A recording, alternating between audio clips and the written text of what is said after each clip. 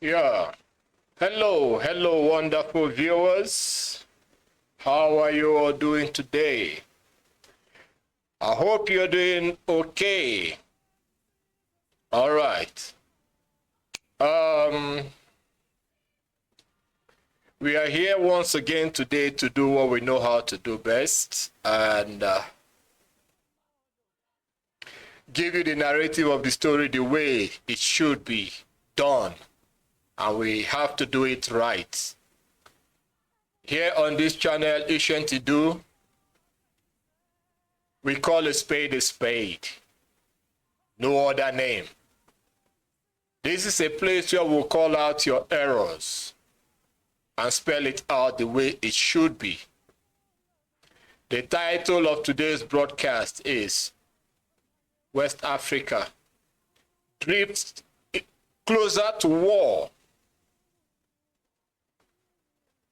This is coming from the hills of Sierra Leone. Sierra Leone, yeah. Their president, who happens to be the new ECOWAS chairman, has threatened war. So we are going to look into that, but before then, let's have a look at this other man on your screen. That is Kenya for you, Kenya. And we are going to dig into Kenya a little bit so that we can come back to this, to the reason why we are here today. Okay? So, while William Ruto parades himself or sees himself as a champion representing the entire Africa before the West, while he's there living such a fake life, making the wrong postures up and down, his country is boiling in turmoil. His country, Kenya, is up in smoke. The people of his country hate him. They don't even want to see him because Ruto remains the mascot of corruption. But he is being supported by the West and they see him as someone great. Always, whether the West, the Arab world, or the Asian world, you know, these three areas that I called now, the only thing they see us as tools that can be used at any time and disposed. So whether Africa likes it or not, they are insignificant to the human agenda, to the human race. Whenever the Africans speak as a country or as a continent, they see it as waste. So the noise going on all over Africa now, calling for sovereignty, is another lie that is being championed by those that think they control this world.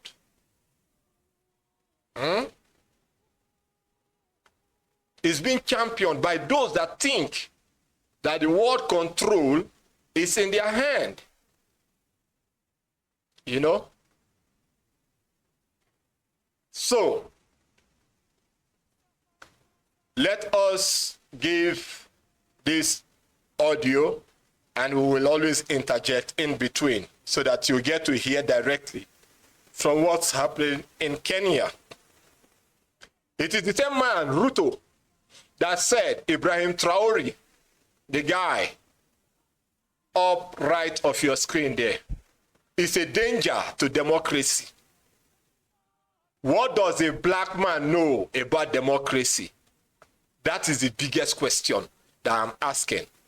And that question has got no answer.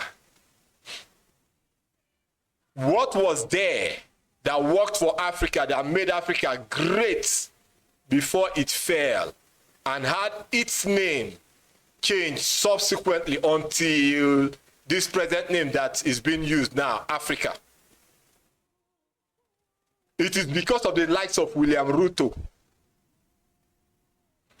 the likes of Professor Lumumba,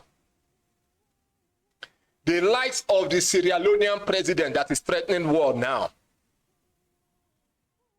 Every single religious leader in Africa, both Christianity and Islam, and even witchcraft, every single one of them. That is why Africa, the motherland, fell and got its name changed to Africa till today.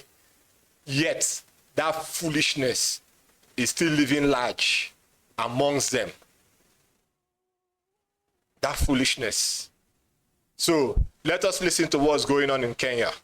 So them actually say that they will be there. Stop the abductions. You must stop extrajudicial killings. We will not come here to listen to your stories. You have abducted someone. His family is crying, and you are here telling us stories. Enough is enough. Extrajudicial killings and disappearances must end now. We must stop this madness. We must stop these evil things you are doing to us. It is not right to abduct someone and not present them to court. And you are here telling us stories about... Let me speak. I will sit down. This is not right. Why should they abduct someone and instead of producing them to court, they come here to start telling us stories about, I don't know, my client did this. Your client what? Then what are we supposed to do? If the people who are supposed to protect us have turned out to be the greatest threat to our security.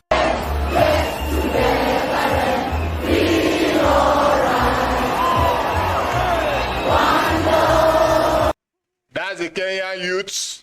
The entire Kenya is boiling. Okay? Continue.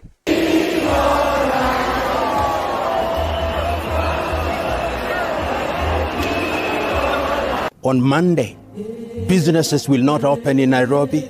Responsible businessmen will not come to town. In cities and towns across the Republic will be no activity. Billions will be lost. Some people will be hurt. I'm not going. Madam. Don't touch me. Okay. I'm not going. I'm not going. I'm not cooperating and I'm not going. What is your right? Why are you arresting me? Why do you protest? Why? Give me a reason. I protest because you're killing us. Who is killing you? You police. You're killing us in our communities. Poor communities. Why do you want to arrest me? People power! People's power!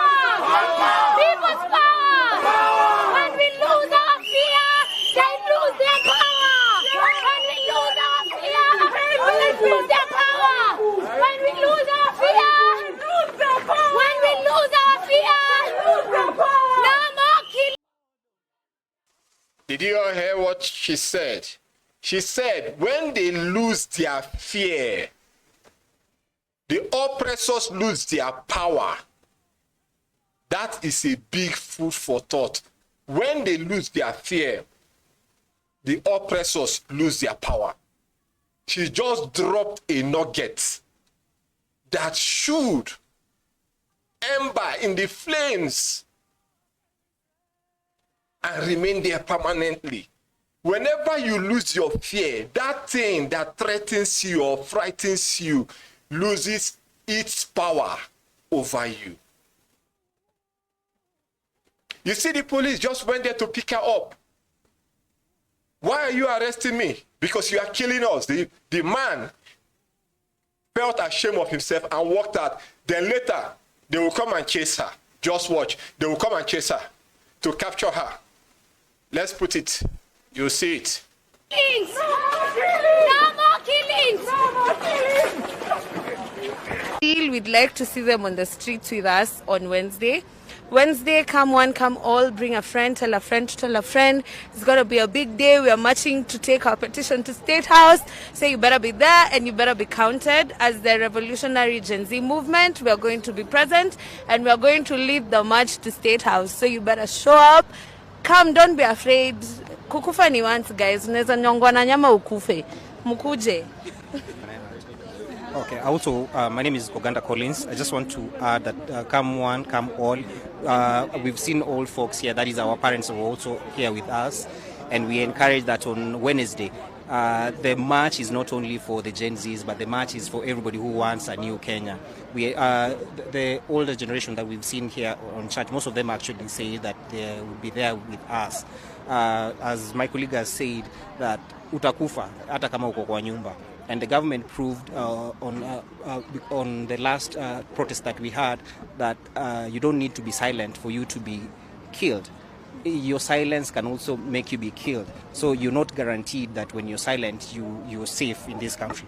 Come, let's celebrate and let's submit our petition to the parliament on comrades who actually lost their lives. It's sad that they had to pay an ultimate price of life to save this nation, and it's a beginning of everything. On Wednesday we'll finish what we started. Yes, thank you. Have anything to say?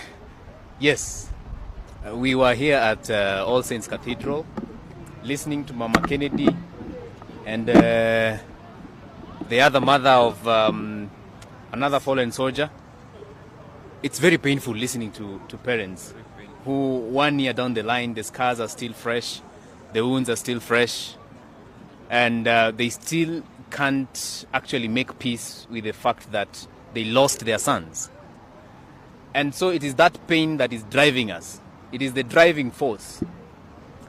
And that's why we are saying that 1 million plus march is not a joke. On 25th June... Hold it right there. He said that some people lost their lives last year when they protested against Ruto. Ruto gave them all the promises. Lo and behold, as usual, as the African demonic politician or religious entity they are, they will promise you, and you think you are talking with or you are having a conversation with a human being. Instantaneously, they have forgotten about whatever they promised you. The only thing they can remember is if you had been so stubborn to them before the promise came up, they now have to send the men in black to look for a way to terminate your life so that you will never ever come back again to lead any protest like this, or you will never ever again stand up to challenge them. Before they terminate your life, before they take your life away from you, they will first of all give you money to buy you over. But once you refuse that money, that means you are dead. This is how they have been, this is the format they have been using to corrupt people always. They came back this year to continue with their protest. NSAS happened in Lagos, in Nigeria, not just Lagos alone. It spread all over the country. After killing them, they went back home. Some of them that led the protest, definitely they will arrest them and pick them up later, you know. Then some, they gave them money. It took them more than 2 years or 3 to come back again, say, oh, let us go and protest. But the protest never had any effect. That's Nigeria for you. Everybody has a price in Nigeria. You can buy anybody at any time. But look at the Kenyan youths. They are back in the street again. They refused. Listen to what they are saying. On Wednesday, we are going to come out in huge numbers. We shall march to State House. And this is not a joke. That is the final destination. Last year, our goal was to go to National Assembly, to Parliament. We reached. This year, our goal is to go to State House, the house on the hill. We shall get there. We shall get there. Any Kenyan who is not in Nairobi and will not make it to Nairobi, wherever you are, there is the closest State House. There's a State House in Mombasa, in Nakuru, in Kisumu. There's one in Machakos, I'm being told. There's also a state lodge in Sagana. All those state things, we are going to occupy all those spaces because we are exercising people power under Article 1 of the Constitution of Kenya. All sovereign power belongs to the people. And the people shall. The people shall what? Shall. So that is what we are going to exercise. No work, no traveling, no nothing. It's all legs walking to the streets to bring back sanity in Kenya. Hold it right there. He said no work, no traveling, no nothing. Everyone must come out to protest. But in Nigeria, when they say no work, no traveling, no nothing, the moment they say things like that, you will not see more than half of Nigerians coming out to say, oh God, oh, today, what are we going to eat? We are hungry. We are going to die. It is not up to 24 hours. It is not even up to 2 hours that they will make such broadcasts. You see Nigerians start complaining. Oh, let us just leave there. Let us go and pray. Let us go to church. You see all the men of God from Adeboye to Kumuyi, everybody will rise up. God is speaking. God is speaking. That is how their useless Christianity, God will speak. Why the suffering continues. That's how Adeboye came up and said, a professor in mathematics, he came up and said that if not for prayers that they prayed, the value of Naira would be totally obliterated. That it was because he prayed. That is why $1 is equals to 2,000 Naira. That what God told him initially was $1 will be 10,000 Naira, but he prayed. And God left it at 2,000 Naira. Adeboye. And we have professors there. Everybody shouted amen. You see, when we attack Africans, it's not that we hate them. But it has come to that point that we don't need to pet words anymore. We need to call them what they are, foolish. They are foolish. If you call them animals, it's okay.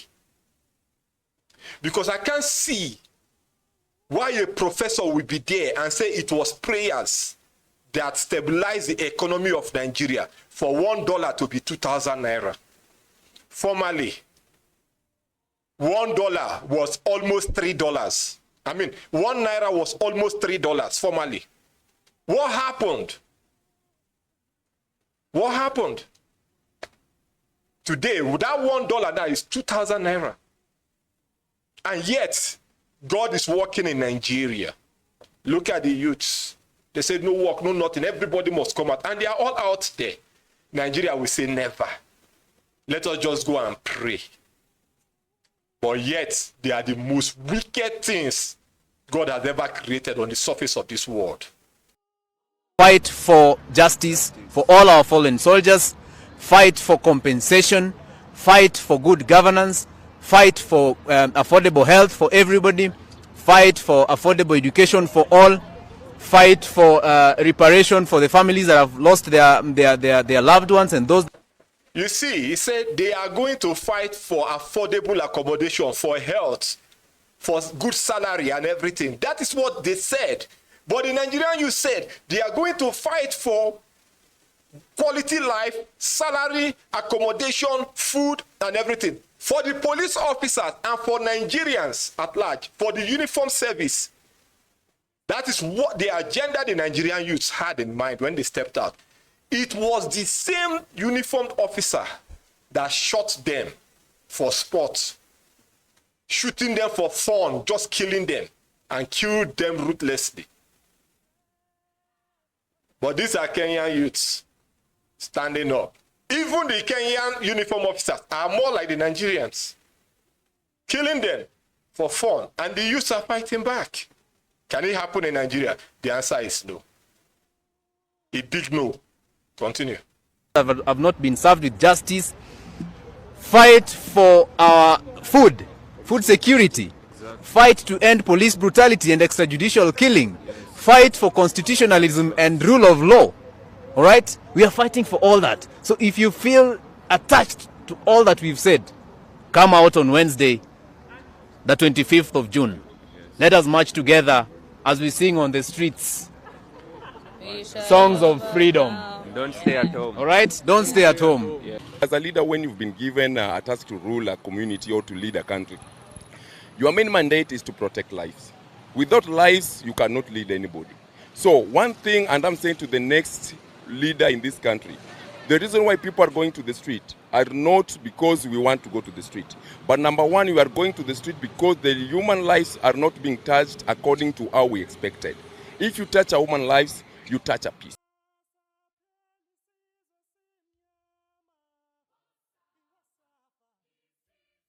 Stop the abductions. You must. Okay, you all saw that. That is Kenya for you. That's Kenya for you. That's how they stood firm. And they are still standing firm up to this very moment. Still battling it out. Still battling it out. The next one that is coming on your screen, because we do not intend to take our time here today, is going to be, I don't know if I should put it up. Let's see.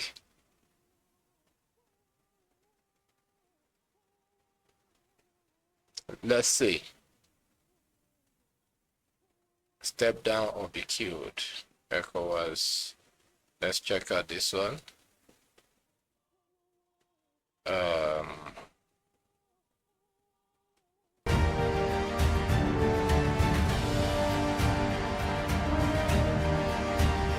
Who is Julius Maada Bio?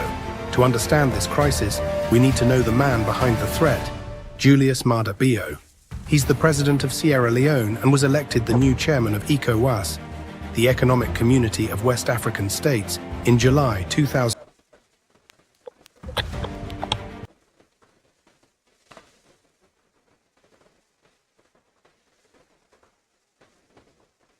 Oh yeah, I think this is, hold on, let's see.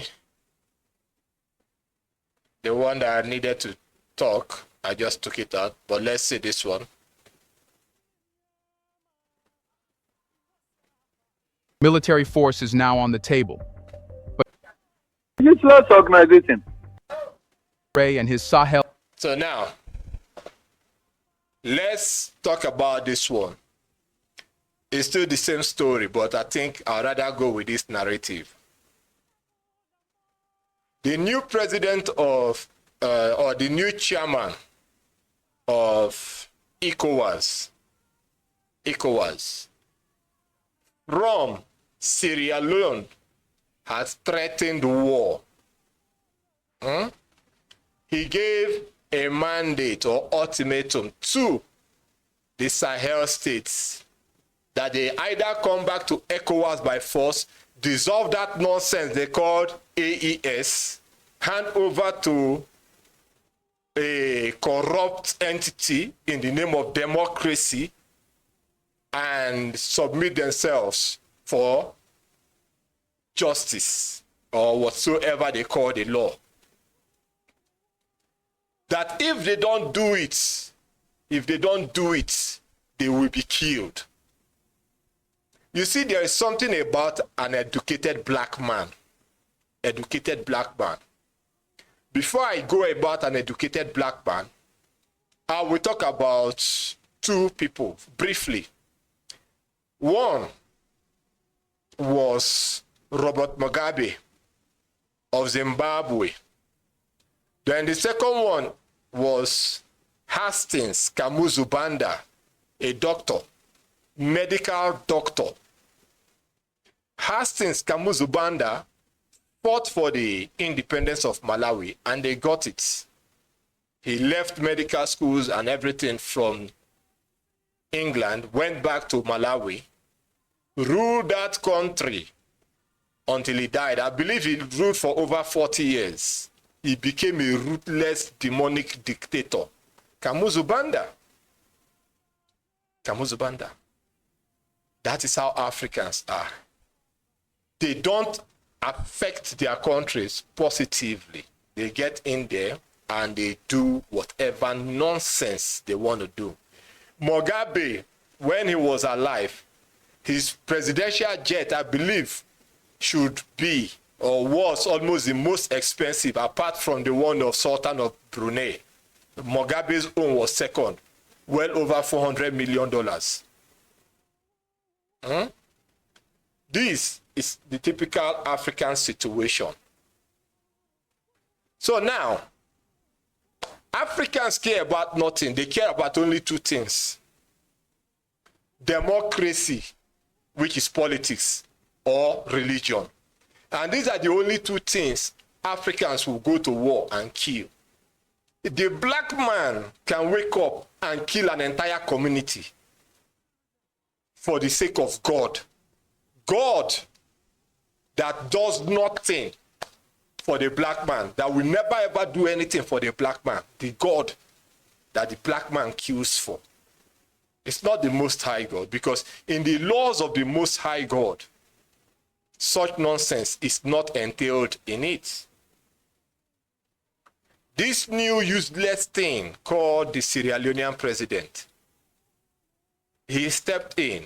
You know, black man in authority, they don't know how to talk. The nonsense that came out from his mouth even made the US State Department say, what you just said is reckless, that you shouldn't say such. Now, he mobilized the regional organizational troop, the ECOWAS troop, ECOMOG. He has positioned large chunk of ECOMOG at the northern borders of Nigeria, Ghana. They are taking the Sahel state. They are drawing a line around them to invade them. That democracy must be restored, and the soldiers, the presidents of those sovereign nations, would be shot dead. Can you imagine the effrontery, the guts, the temerity this man used to say this nonsense? They are mobilizing force. Now, before we go there, number one, the Sahel, in fact, West Africa, even down to South Africa, because it's happening in Mozambique. Islamic Jihad, they are there killing now. No SADC nation is talking about it, but they can mobilize force together so that they can go to Congo and defend the gold mine. You see the people you call your leaders, yet when we talk against them, you useless things called the Africans or the citizens get offended. You get offended. This can never ever happen in any Western world, even Asia or Arabic world. It can never ever happen there, only in Africa. When we call a spade, or call out the crime of those that are at the top, even your religious leader, the victims are the ones that get offended. They go out there and kill for the oppressor. This bloc called ECOWAS have done nothing at all to stop the Islamic insurgents taking place all over West Africa. That is why France and US, Britain, they can come say, oh, we are coming to fight for you people to kill the insurgency or the Islamic bandit or ISIS or terrorism. Then the bloc just stay there idle. What is the reason for creating the ECOWAS bloc? They cannot guarantee your security. They cannot guarantee your well-being. They cannot guarantee anything medical. I believe that the military has the best medical team in the world. But the military of Africa, ECOWAS, Africa at large, they have nothing. Only to carry guns and shoot their own citizens. That is the only thing they specialize in. Once they are sick, they fly abroad for treatment to another military medical center in any of the Western world to receive treatment. These people never did anything to stop what is going on there. Then the patriots of those lands, led by Traore, Keita, Abdul Rahman, they rose up. They went and defended their people. They chased away the killers, started building up the nation back. Then the remaining corrupt bunch got offended. Initially, it was Tinubu, the president of Nigeria, threatening war. But on the second side of reality, Tinubu had to use his number 6. He had to think, if I go to war, the outcome of war is deadly. It will affect my country. All these beautiful buildings, everything, we will lose it. Tinubu refused. They now brought in a man from Sierra Leone. Sierra Leone, economically, your country is zero. Your currency is zero. Nothing is happening in Sierra Leone. Your people are escaping your country, looking for greener pastures elsewhere. You cannot take care of your own citizens, but you can carry your entire nation to war. Remember that the West that supported you or that gave you the courage to go for a military campaign now, when it starts happening, the West will not defend you. Remember that it was Joe Biden of the United States that called Zelensky, gave him the morale to attack Russia, that US will fight. When the battle started, till today, America did not go there. America knows the consequences of war. They know. They didn't defend Ukraine anymore. They had to be careful because Russia is ruthless. They had to be careful. Go and look at Ukraine today. Ukraine has been leveled. That is example number 1. Example number 2 is go and look at Gaza. Hamas became a political organization. Instead of to build their country, help their citizens, make them better people, inventors and everything, they use all the money to buy weapons that they want to fight Israel. Today, go and look at Hamas. Go and look at that region. Obliterated. These are places, these are 2 instances where active battle is going on right now. That they know what war is all about. They know. The war is tipping for a global war. The entire world is tipping. That's why it's like they are carrying out research. Where are we going to fight this war? Nobody wants the war to be fought on their own ground. Even the noise that China is making against Taiwan, China is being cautious. If we invade Taiwan today, what will be the ripple effect? If things goes bad against us, what will happen? Do you know why China is being careful? Some years ago, before the World War, Japan defeated China and colonized the entire China. So now that defeat alone is still sending shock waves down the spine of China. They are calculating, if we go to this war with all our military might and something goes wrong, we lose to Taiwan, what will happen? That's why they are cautious. Then they call the black man, the black man. The reason why God said he regretted creating man was the black man. They called the black man. As they called Langley. Langley jumped out, American general, vomited rubbish. Blacks don't think before they act. They don't. And even when they act and they find out that they are wrong, they still keep doing that wrong, saying that God will intervene. That is why the blacks are useless worldwide. No apology. If you're a black man and you see this video, you get offended. Don't get offended with me. Don't get offended with Ancient Idu. Get offended with yourself for being foolish, for not being able to speak the way we are speaking. Because if a lot of people start speaking the way we are speaking, I believe the black world will change for the best, not even for the good. It's a shame that we will see that which is wrong and we'll condole it, we'll cover it up in the name of not disgracing or humiliating ourselves.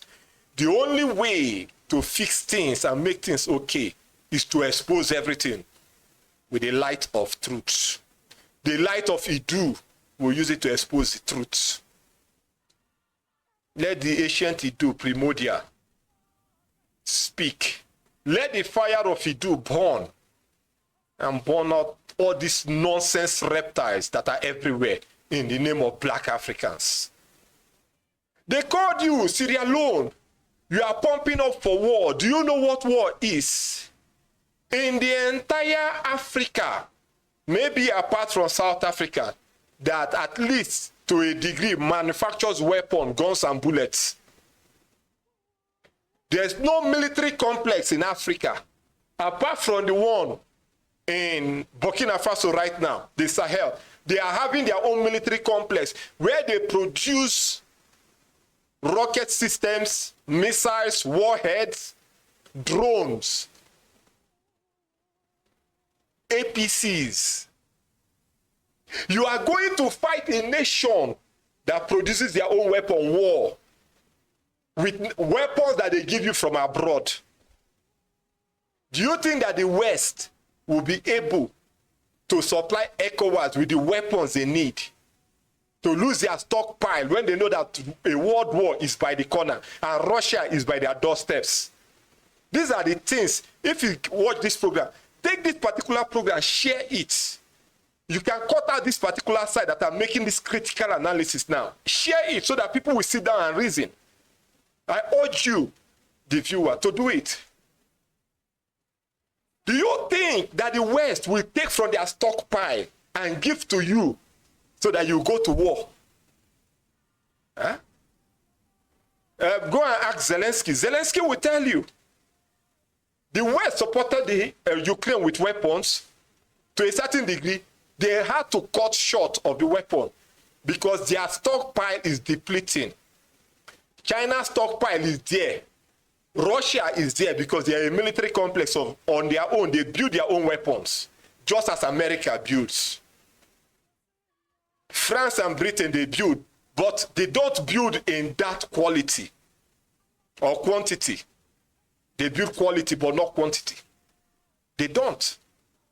So everyone is being cautious at this time. Then it came to the black man without thinking. Under how many days you mobilize soldiers, you are going to war, threatening a sovereign nation that you are going to kill their president. The only thing that is good for Africans is killing of people. They love it. They kill for God. Africa is the only place on earth that loves killing for God. Their God doesn't kill. Their God will tell them, go and kill. I will bless you with money. If their God doesn't bless them with money for the Christians, for the Islam, their God bless them with 7 virgins. Just go and kill. Look at him. He's posing. He's going to kill. He's going to kill. You know you've not tested war.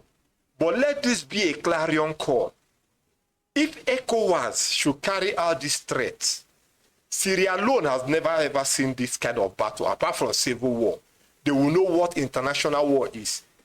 Let Sierra Leone be completely obliterated from global map, African map, regional map. From the coast to the hinterland, everything will be leveled completely.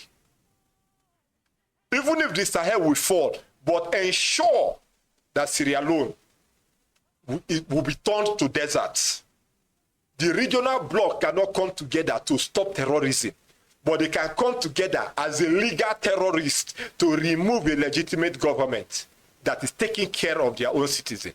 What Traore is doing in his country, can you do it in your own country? How many students is Sierra Leone sponsoring academically? How many projects is Sierra Leone building? Everything is zero. But you can organize weapons. You can go and fight for democracy. You cannot fight for the well-being of your citizens. Is it not a shame? Yet you are educated. Listen to the Buffon. We'll come back to finish him up. Listen to him. Allies didn't flinch. Instead, they declared, an attack on one is an attack on all. How did we get here? Why is West Africa suddenly on the brink of a regional war? Let's find out.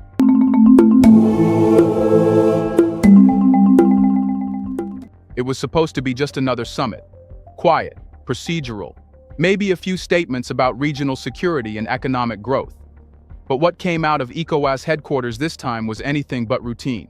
In a sharp turn, the West African bloc announced it was preparing for what could become the most serious internal conflict the region has seen in decades. The target?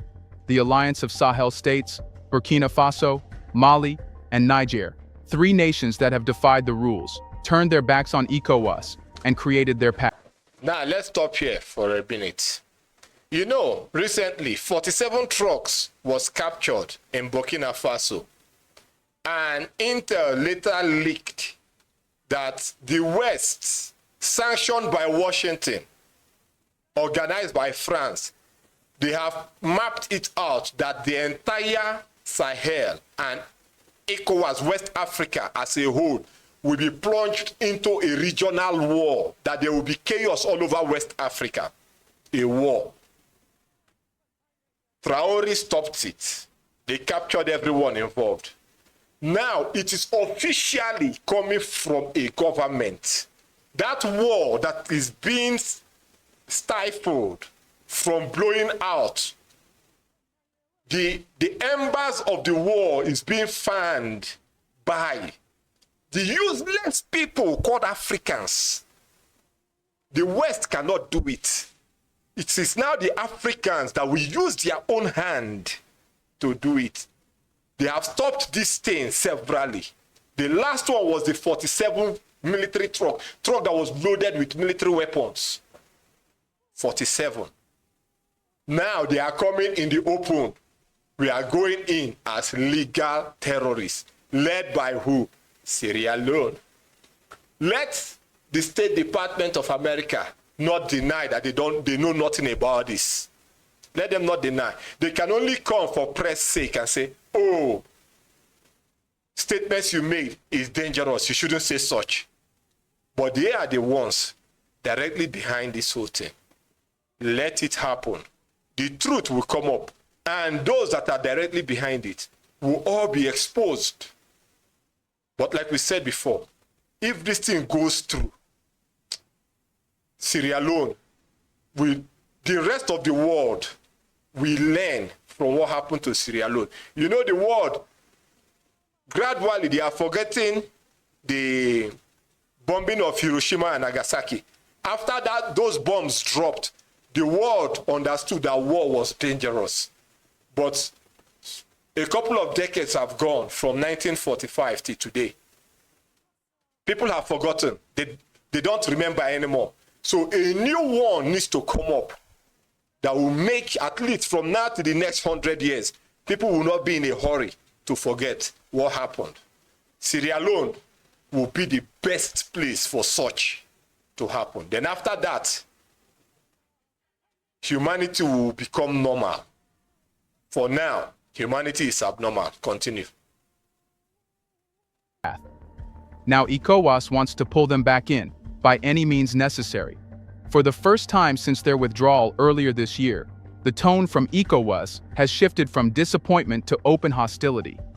The new leadership of the bloc, under mounting pressure from international partners, has publicly declared that it will not tolerate what it describes as unconstitutional military regimes. But more importantly, it has now invoked the possibility of activating its standby force, a regional military tool designed for peacekeeping, but now being eyed for confrontation. No country was named outright in the announcement, but the message was clear. The Sahel Alliance is officially in ECOWAS's crosshairs, and that's not all. ECOWAS is also demanding a full return to constitutional order, meaning immediate transitions to civilian governments, reinstatement of suspended elections, and the reintegration of these nations into the bloc. These conditions aren't being presented as negotiations. They're ultimatums. The timeline? Undefined, but implied to be soon. If ignored, the consequences, ECOWAS says, will be significant. This wording may seem vague, but in West African diplomacy, it's as close to a threat as it gets. Meanwhile, in capitals across the Sahel, the mood couldn't be more different. Instead of fear, there's focus. AES leadership hasn't blinked. They've escalated. A fresh joint declaration from the 3 governments responded with a firm warning. Any military... Yeah, let me take it back a bit. You all see this man. His name is Yakubu Gowon. Jack. Yakubu Gowon, the bloody mass killer, genocidist from Nigeria. This was the man that led the bloody war that happened in Nigeria. They called it the Biafra War, led by England, orchestrated by England. And these were the puppets that carried it out in Nigeria. When that war happened, England went down to Nigeria with the planes. England, Egypt, and Russia. Egypt will always join them because they are Africans, useless people. These three nations, they dropped bomb on Igbo land for 3 years. Subsequently, over 5 million people died. Till today, nobody tagged it as crime against humanity. It was swept under the carpet. This was the man that did the shit that happened in Nigeria. Yakubu Gowon, he was the president of Nigeria then that led that war. Out of nothing, just as it is now in the Sahel, out of nothing, they opened fire, they started shooting, started dropping bombs. For 3 good years. They are here to do it again now. They are sending message, threat. They want to build a media narrative that will support the crime against humanity that they want to commit right now. Those countries are peaceful. There's no hostility in the country, apart from the insurgents that these people are taking care of inside their country. But you want to leave your own country and go there, push them out, and put back the rebels. And academically, it is right. Politically, it is right. Religiously, the two biggest religion, the useless things, their God is supporting it. Their God is supporting it. How I wish Jesus himself will support genocide in Europe, or Allah himself will support genocide in the Islamic world. It is impossible. It cannot happen. But both of them can support genocide in Africa. Look at them. Yakubu Jack Gowon, a Christian, killing over 5 million Christians in Igbo land. Nobody said anything about it till today. We will never ever forget. We will keep repeating it. Neither will we forgive. Spin the story around, spin the history around. Someone penned it, we will repen it. We will narrate the narrative which they used against us that was a lie. We will narrate it. Continue. A fresh joint declaration from the 3 governments responded with a firm warning. Any military intervention by ECOWAS will be considered an act of aggression not against one, but against all 3. Their mutual defense pact, signed in September 2023, is now more than symbolic. It's the backbone of a military and political alliance that's preparing for what it calls the next phase of the struggle. That phrase, the next phase, has raised eyebrows among analysts. It implies that what's happening is not just a political dispute, but part of a broader transformation. And for the AES states, this transformation is about sovereignty. They've rejected ECOWAS not only on procedural grounds, but because they see it as compromised, too slow to act. Hold on. They never rejected ECOWAS. It was ECOWAS that suspended them and placed sanctions on them. Cut off trade, communication, electricity, water, and everything from them. It was ECOWAS that did it. And these countries were left to be destroyed. Instead of being destroyed, self-destroyed, they had to look inward and stood firm. Well, now they are standing. You say, okay, come back, we want you back. They say, no, we don't want to be part of you anymore. You got offended. And you order them to come back like they are kids, they are children. They said, no, now you came with the gun. What type of humiliation is this? So when you people make broadcasts, always explain it properly, because people tend to forget, more especially the black people. They tend to forget. The Sahel states never left ECOWAS. ECOWAS suspended them. ECOWAS drove them away. ECOWAS disowned them, put sanctions on them, cut off water, electricity, and everything from them. Seize their money that is even in their country's accounts. Today, they are thriving. You want to call them back by force. It's not going to work. Continue. Too tied to foreign donors, and too comfortable with undemocratic behavior when it suits the right allies. From their perspective, ECOWAS has become a gatekeeper for Western influence, more interested in managing African countries than empowering them. But ECOWAS, too, is under pressure. Western partners, particularly France, the EU, and the US, have leaned heavily on the bloc to restore order in the Sahel. With French troops already pushed out of Mali, Burkina Faso, and Niger, and Russian influence creeping in through arms deals and diplomatic missions, the West views ECOWAS as its last line of leverage. A complete collapse of ECOWAS authority would not only damage its image, but it could permanently shift the balance of power in the region. So now, both sides are dug in. ECOWAS has made its demands. AES has rejected them outright. The use of military force is no longer a theoretical discussion. It's an option on the table. And yet, the people of West Africa, especially in the Sahel, are not calling for compromise. Many are calling for resistance. They believe they've already been under siege, not by tanks, but by poverty, corruption, and decades of outside control.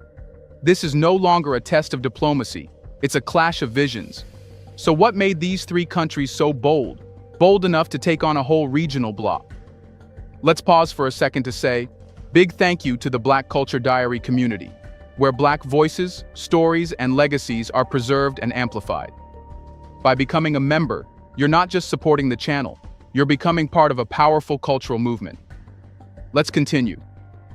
The decision by the Sahel Trio to break from ECOWAS wasn't an overnight rebellion. It was the result of years of growing frustration, broken trust, and a deepening belief that the bloc had outlived its usefulness. For Burkina Faso, Mali, and Niger, the final withdrawal wasn't just a diplomatic maneuver. It was a declaration of independence from a system they saw as deeply rigged, structurally unjust, and chronically incapable of protecting African interests. The roots of the rupture go back to the early 2000s and 10s, when insurgencies first began overwhelming parts of the Sahel. Entire regions were lost to jihadist groups while state institutions collapsed. ECOWAS, despite its name and its budget, was slow to act. Year after year, Mali, Burkina Faso, and Niger begged for coordinated support. But what they got was bureaucracy, foreign lectures, and delayed resolutions. Weapons and funding were conditional. Counter-terrorism operations were piecemeal. Troop deployments, if they came at all, often arrived after civilians had already fled or been massacred. To make matters worse, ECOWAS was increasingly viewed as a club for entrenched elites who adjusted democratic rules to stay in power. Guinea, Côte d'Ivoire, and Togo, leaders in these countries, altered their constitutions to extend their reigns and faced little more than symbolic disapproval from ECOWAS.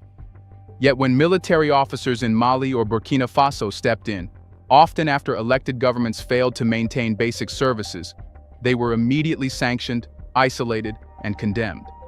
To many Sahelians, this exposed a hypocrisy too blatant to ignore. ECOWAS protected power, not people. Then came the pandemic, followed by economic collapse. Corruption soared, food insecurity deepened, and youth unemployment exploded. And while the crisis spread, ECOWAS leaders continued to gather in luxury hotels, issue press releases, and do little to address the realities on the ground. For young people in Ouagadougou, Bamako, or Niamey, ECOWAS wasn't just irrelevant, it was offensive. It had become a symbol of everything that was broken in post-independence African governance: aloof, foreign-aligned, and structurally divorced from the suffering of everyday people. By 2022, military takeovers in all three countries marked a major shift in regional politics.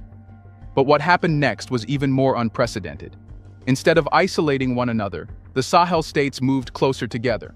They began holding joint security dialogues, launching intelligence-sharing platforms, and most importantly, listening to their populations. For the first time in decades, citizens were hearing leaders speak of sovereignty not as a slogan, but as a governing principle. This internal transformation culminated in the creation of the Alliance of Sahel States (AES) in 2023, not just as a military compact, but as an ideological alternative. The AES leadership wasn't hiding its intentions. It framed its existence as a breakaway from a neo-imperial system built to preserve dependency and foreign leverage. "We are no longer children," one Burkinabe official said during a press briefing. "We will not be scolded or instructed. We are building our architecture." When ECOWAS demanded that the three countries reverse course and adopt a 6-month transition timeline, the response was swift and brutal. The proposal was described as insulting, detached from reality, and completely out of touch with the aspirations of the Sahel. The AES governments confirmed their exit in no uncertain terms and promised not just withdrawal, but replacement. Plans for a Sahel central bank, common tariffs, and cross-border infrastructure were set in motion. This was not a pause. So let's jump in on this other one so we can wrap it up quickly with the section of what went down in America about Traore. So let's just go to this one. What happens when diplomacy dies and threats take the microphone? In a region already boiling with coups, rebellions, and shifting alliances, a chilling ultimatum just echoed across West Africa. The new ECOWAS president, Julius Maada Bio, has allegedly issued a stark and dangerous warning to Sahel leaders. Step down or face death. Is this the beginning of all-out war in West Africa, or a final push for peace and democracy? Before we dive into the unfolding chaos, make sure to subscribe to our channel for powerful, fact-driven documentaries that uncover the truths mainstream media often ignores.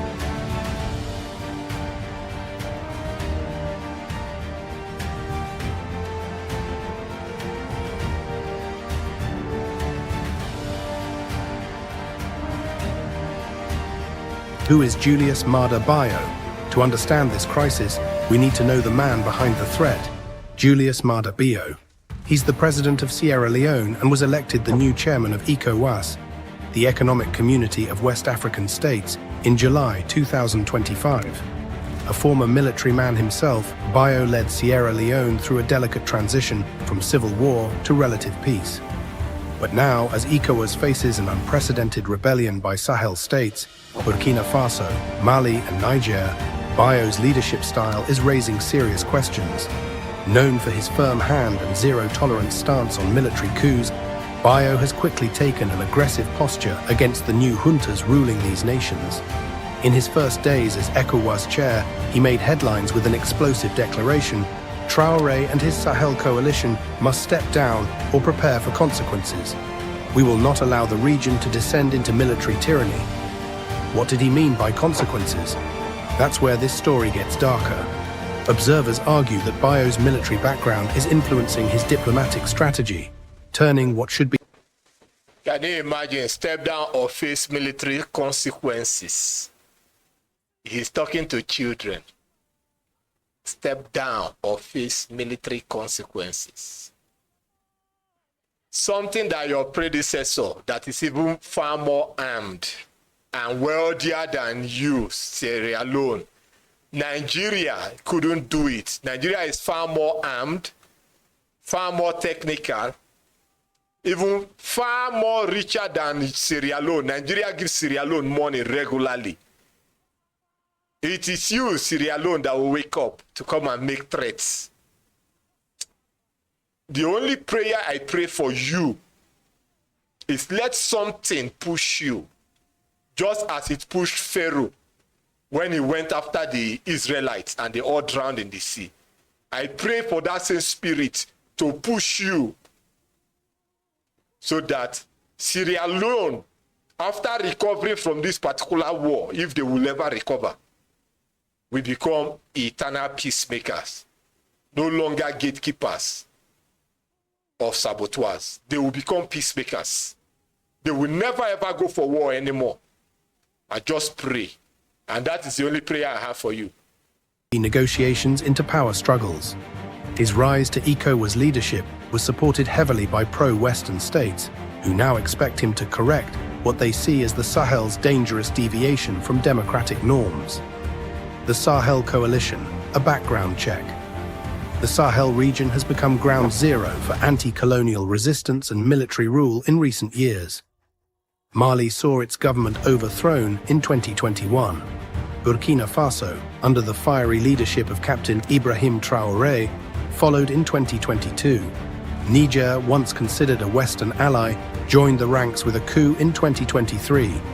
Together, these nations formed the Alliance of Sahel States, a bloc that rejected ECOWAS, criticized French and Western influence, and began aligning themselves with Russia and China.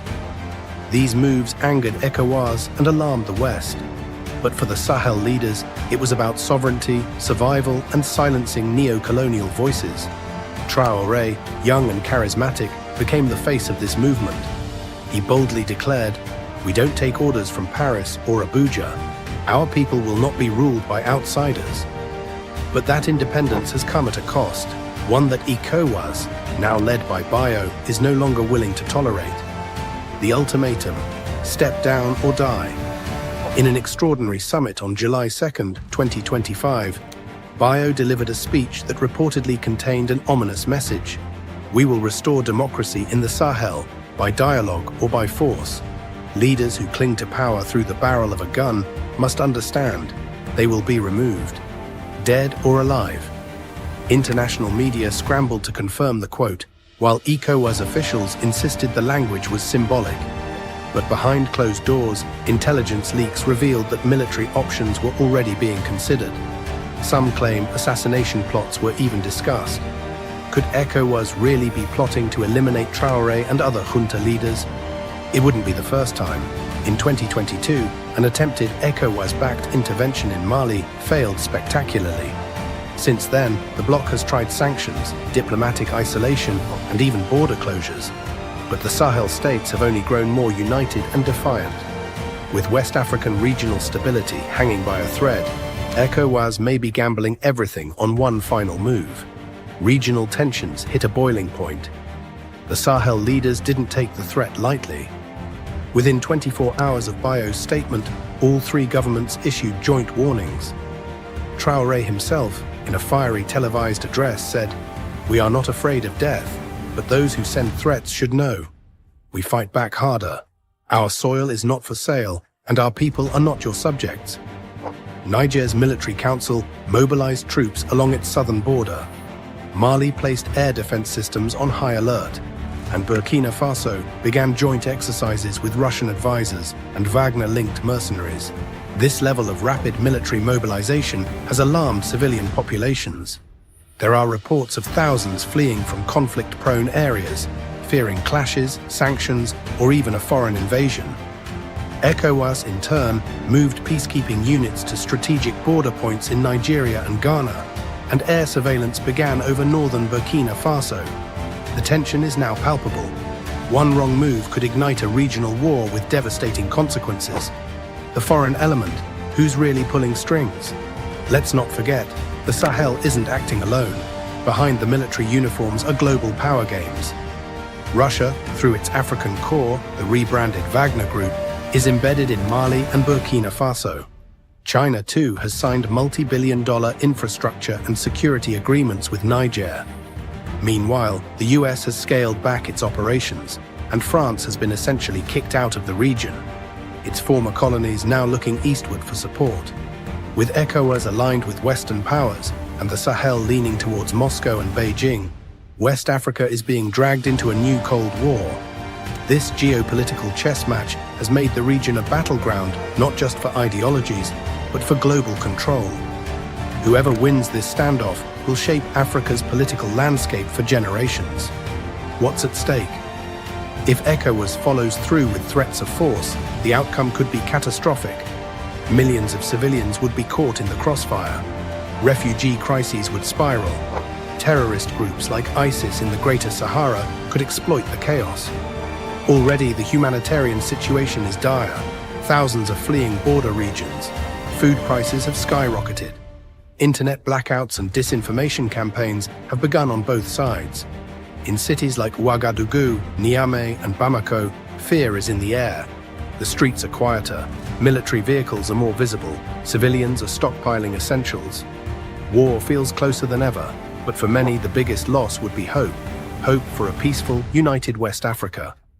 The dream that ECOWAS was built on is hanging by a thread. And Julius Maada Bio, the man chosen to protect it, may be the one unraveling it.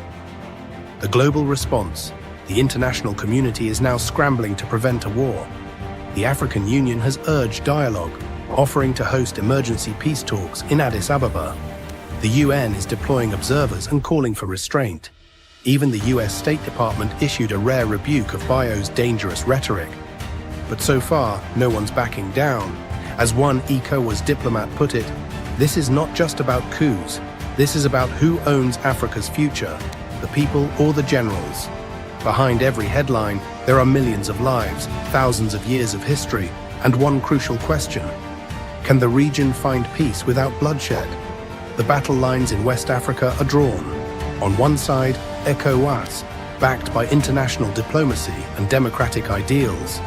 On the other, the Sahel Alliance, fueled by anti-imperial sentiment and military resolve. Will reason prevail, or will this ultimatum lead to irreversible chaos? Time will tell, but one thing is clear: the next few weeks could define Africa's political future for decades to come. What do you think? Is Julius Maada Bio protecting democracy or playing with fire? Are the Sahel leaders brave freedom fighters or dangerous dictators? Drop your thoughts. Maada Bio is playing with fire, and the fire will surely consume him. There's no two ways about that. Then finally,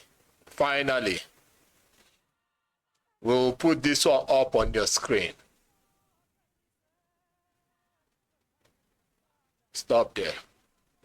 We are going to put this one up your screen right now. And with this, we'll come to the end of the program. It's not going to play for long. It is Americans right inside America. Why their lapdogs, Sierra Leone, ECOWAS, they are preparing to go to war with the Sahel. A war that will not give them anything positive. And like I said before, if you get this program, share it. Share it more, especially in the Sahel. Let the Sahel hit the ECOWAS bloc in a place that will pain them so much. And what is that place? Every capital city of every ECOWAS state should be obliterated, so that they will feel the impact of being busybodies over nothing that concerns them. This is America. People are protesting, charging the government to leave Traoré alone. To leave him alone. Meanwhile, Africans are there moving weapons to go to war. Later, you tell me that Africans are normal people. Continue. Don't be like Zelensky. Don't be a worm. Be a president like Ibrahim Traoré. New economy emerging in the world. Donald Trump, look at this man. Try to be like him. Don't be like Zelensky. Don't be a worm. Be a president like Ibrahim Traoré. New economy emerging in the world, and it's based on real wealth. What China's doing with the Belt and Road Initiative, what Russia is doing with the Eurasian Economic Union, what is happening in Latin America with Bolivarianism, with the axis of resistance. There's a whole new economy. And this fake Wall Street derivative ripoff usury economy. They said it couldn't happen, that an African leader would never be a household name in America, that no one in the West would ever chant the name of a young revolutionary from Burkina Faso. But they were wrong, because what started as a single name on a cardboard sign became a full-blown political phenomenon in under 48 hours. Ibrahim Traoré, not just a name known to the Sahel, but now echoing through the concrete canyons of Manhattan, across protest banners in Atlanta, painted on murals in Harlem. This wasn't hype. It wasn't random. It was the awakening of a people starved for something real. Not politics, not performance, but authentic, defiant leadership. And the world's most powerful nation, now finds itself looking to the youngest president in the world for what its own leaders no longer offer: moral clarity. This is not just about Burkina Faso. This is about America, Africa, and a mirror that no one expected. When Captain Ibrahim Traoré seized power in 2022, he didn't ask for applause. He didn't give smooth speeches. He didn't play nice with international institutions. He declared war, not with guns, but with decisions. A war on dependency, on imperial arrogance, on the post-colonial script the West has forced African nations to follow for decades. He expelled French troops. He told the IMF to keep its loans and its conditions. He rebuilt local agriculture. He launched Burkina Faso's own electric bus systems. He stood tall, without begging. To Africans across the continent, this was already revolutionary. But to Americans, especially Black Americans, it was revelatory. Because in Traoré, they didn't just see a foreign leader. They saw something missing at home. Economy of Wall Street and London, that economy is the past. And the only future America is going to have is joining this new economy.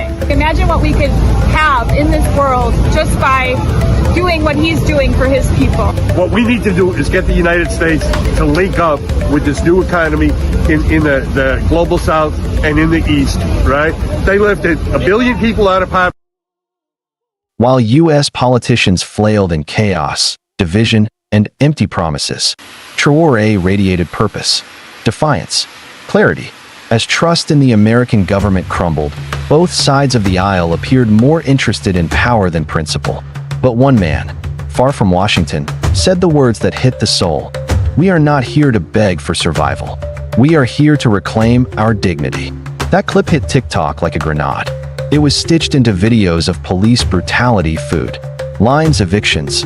A soldier president from West Africa, suddenly speaking to the wounds of the West. And what followed? The hashtags, the posters, the chants in the streets. But that was only the beginning. Before we continue, a brief but important note. The events, visuals, and reactions described in this documentary are drawn from credible, publicly available online sources. This story is presented for educational and informational purposes only. We do not promote hate, violence, or political extremism of any kind.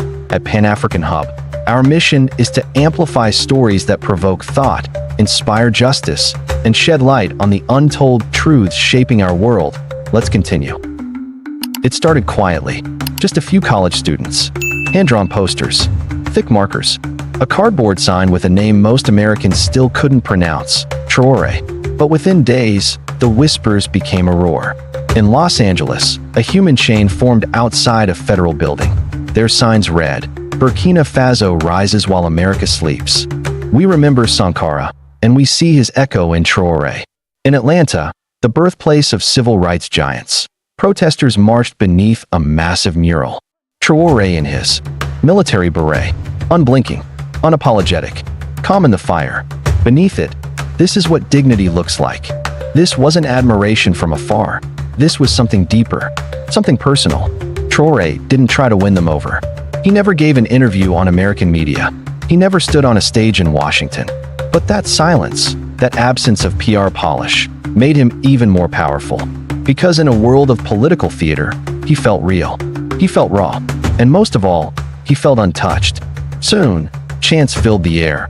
Hands off Traoré. Hands off Africa. Revolution wears a beret. Build like Traoré. The symbolism only intensified. High-res stencils of his face appeared in Harlem, Oakland, Miami. Spray-painted on brick walls, subway tunnels, traffic signs. Traoré became more than a name. He became a mirror for what U.S. citizens felt they'd lost. TikTok edits lit up the digital space. Traoré's speeches overlaid with American police brutality footage. His defiance, his calm, his strategy, placed side by side with homelessness, evictions, and protests across the U.S. He didn't represent a foreign revolution anymore. He represented the kind of leadership Americans craved. Strategic, militant, honest. A man who didn't ask permission to lead. The message was unmistakable. If Burkina Faso can rise, what's stopping us? Traoré hadn't just become a symbol of African sovereignty. He had become a vessel for global rebellion. By now, The protests were no longer confined to campuses or community groups. They had gone national. From New York to Atlanta, from LA to DC, murals were rising, slogans were echoing, hashtags were multiplying. And in Washington, the heart of American power, people began to notice. Capitol Hill staffers scrambled for context. Who was this man? Why was his name chanted more loudly than any senator or congressman? Think tanks began using words like ideological contagion. Reports landed on the desks of policymakers saying an African military leader had become a symbol for. Now, you all can see what's going on.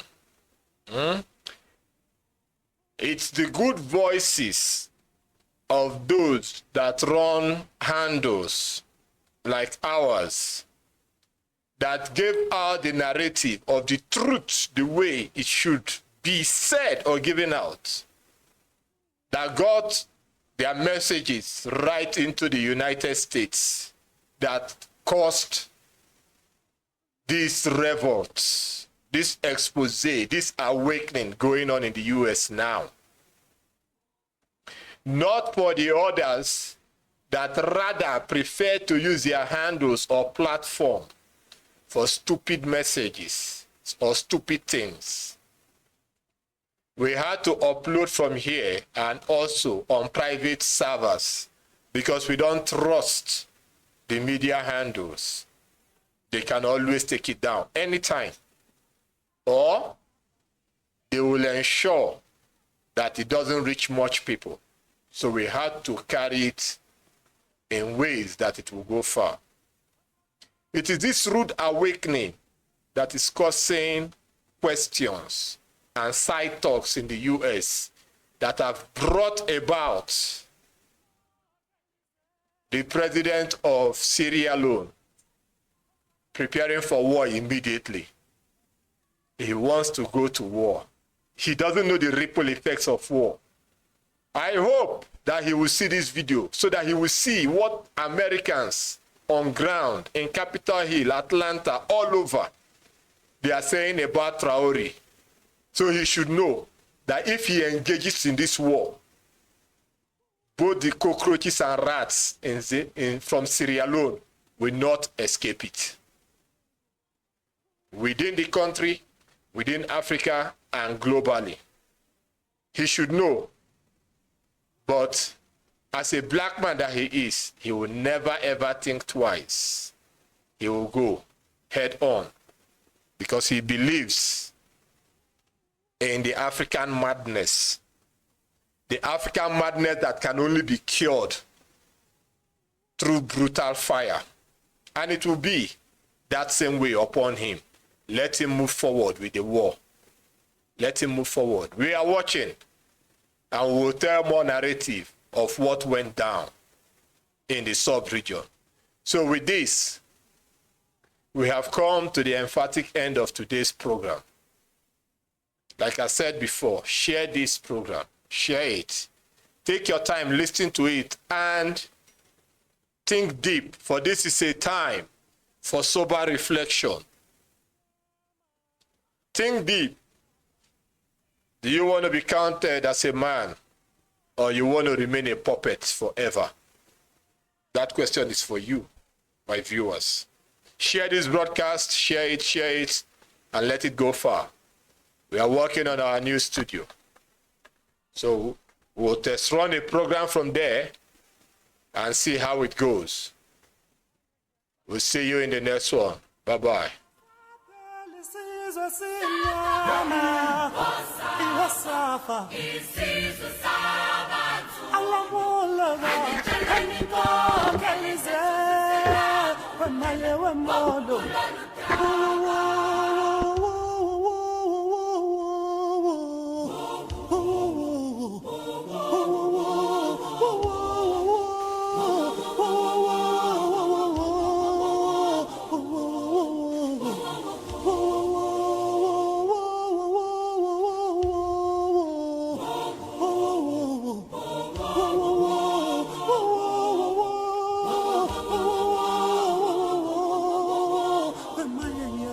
Love.